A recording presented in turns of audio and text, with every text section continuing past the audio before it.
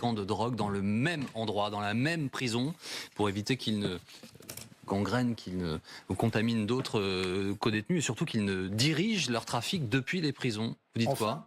Enfin, ça fait des années que nous le disons au Rassemblement National, certaines cellules de prison sont de véritables bureaux de gestion de la drogue. Il y a des caïds qui, avec des téléphones portables, des ordinateurs, gèrent le business depuis des cellules. Donc très bien, Monsieur Darmanin le reconnaît enfin, c'est un premier pas. Maintenant, 100 personnes qui vont être isolées. Combien de places de prison vont être construites ? Est-ce que le personnel pénitentiaire pourra enfin... Zéro. Non, mais oui, il l'a dit voilà. hier soir. Donc on voit bien le problème. Oui. Est-ce que le personnel... Là, le projet, c'est de vider une prison pour y mettre les 100 plus dangereux et de répartir les autres. On est bien compris. Est-ce que le personnel pénitentiaire va enfin pouvoir faire les contrôles lorsqu'il y a des visites ? Parce qu'on sait bien aujourd'hui que c'est ça le problème. C'est par les visites que transitent un certain nombre d'armes et un certain nombre de téléphones portables. Ça ressemble quand même si ça va dans le bon sens, à une opération de communication. Vous savez, on a habitué avec M. Darmanin, rappelez-vous, PlaceNet XXL, quand il était ministre de l'Intérieur pour arrêter le trafic de drogue.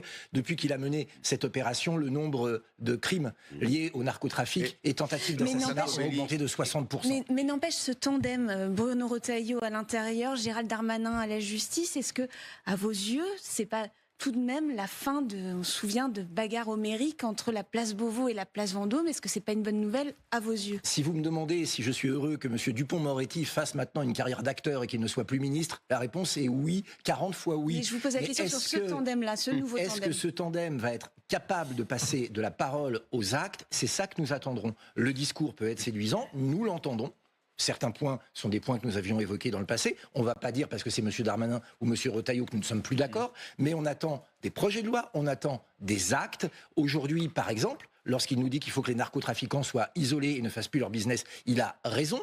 Est-ce que les apprentis djihadistes, eux, doivent être aussi isolés pour ne plus avoir de contact avec l'extérieur, notamment les réseaux sociaux? Pascal. Tout ça, ce sont des questions importantes, des questions de fond. On ne s'en tirera pas par de la com. Il y a aussi du détail. Et quand on rentre dans le dossier, on s'aperçoit que c'est pas aussi simple. C'est pas qu'une question d'argent. On découvre, par exemple, que les réseaux qui appartiennent à des délinquants emprisonnés exercent une pression sur les familles. Oui. Les familles des surveillants. Tout à fait. Comment on lutte contre... Vous voyez, ça, c'est une menace. Bon, voilà, écoutez, si vous me traitez pas comme je le souhaite, on sait où vous habitez, qui vous êtes, où vos enfants vont à l'école, etc.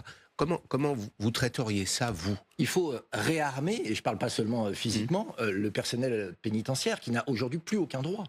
Plus le droit de fouille, aujourd'hui c'est pratiquement eux qui se font réprimander si jamais ils parlent un peu de manière virulente à un détenu. Il faut qu'aujourd'hui, force soit à nouveau chez le personnel pénitentiaire. C'est pas la question que vous pose Pascal, ça, Monsieur Jacob. Les détenus ne doivent pas faire la loi dans les prisons, mais à partir du moment où ils seront isolés. Ou en dehors des prisons. À partir du moment où ils seront isolés, à partir du moment où ils ne pourront plus communiquer avec leur réseau par le biais de téléphone portable ou par le biais d'ordinateurs, forcément, ils ne pourront plus établir ces menaces. Aujourd'hui, simplement, certains vivent comme des coqs en pâte, il faut le dire, ils préfèrent être en prison qu'à l'extérieur parce qu'ils sont protégés des autres gangs et qu'ils peuvent faire leur commerce. On est arrivé dans une situation ubuesque où aujourd'hui ceux qui font la loi, ce sont les narcotrafiquants. La peur doit changer de camp.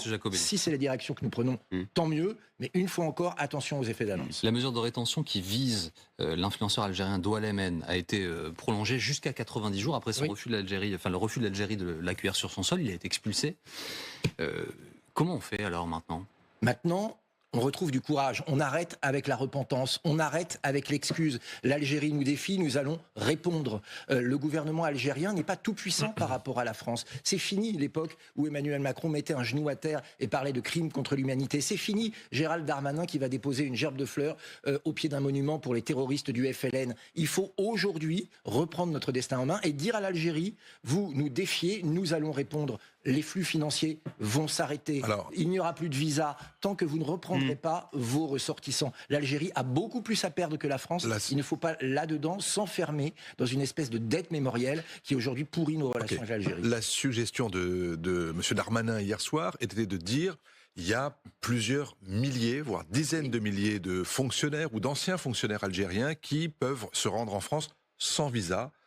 Essayons de revenir sur cette mesure-là. Est-ce que ça vous paraît aller dans le bon sens ? Et si jamais ça devait entraîner en représailles le fait que un certain nombre de Français, notamment des pieds noirs, qui veulent pouvoir revenir chez eux, aller sur la tombe de leurs ancêtres, était à ce moment-là en difficulté. Est-ce que ce genre de guerre des visas, en quelque sorte, ne conduit pas à un climat insupportable? Qui a le plus à perdre, l'Algérie ou la France?